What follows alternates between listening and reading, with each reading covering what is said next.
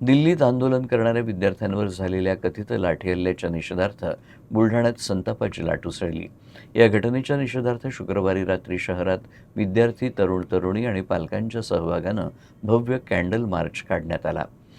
यावेळी सरकारच्या विरोधात जोरदार घोषणाबाजी करण्यात आली आणि दोषींवर कठोर कारवाईची मागणी करण्यात आली। बुलढाणा शहरातील जयस्तंभ चौकातील डॉक्टर बाबासाहेब आंबेडकर यांच्या पुतळ्याला अभिवादन करून कॅन्डल मार्चला सुरुवात करण्यात आली। हा मोर्चा हुतात्मा स्मारक इथं जाऊन समाप्त झाला। विद्यार्थ्यांनी हातात पेटत्या, मेणबत्त्या आणि निषेधाचा फलक घेऊन सरकार विरोधात घोषणाबाजी केली। दिल्लीत आपल्या मागण्यांसाठी आंदोलन करणाऱ्या विद्यार्थ्यांवर झालेल्या कथित लाठी हल्ल्याच्या निषेधार्थ हा मोर्चा काढण्यात आला। विद्यार्थ्यांवरील अत्याचार थांबवावा आणि दोषी अधिकाऱ्यांवर तात्काळ कारवाई करावी अशा मागणीने परिसर दणाणून गेलं। या आंदोलनात विद्यार्थिनीसह मोठ्या संख्येनं युवक, युवती आणि पालकांनी सहभाग नोंदवत विद्यार्थ्यांशी ऐक्य व्यक्त केलं।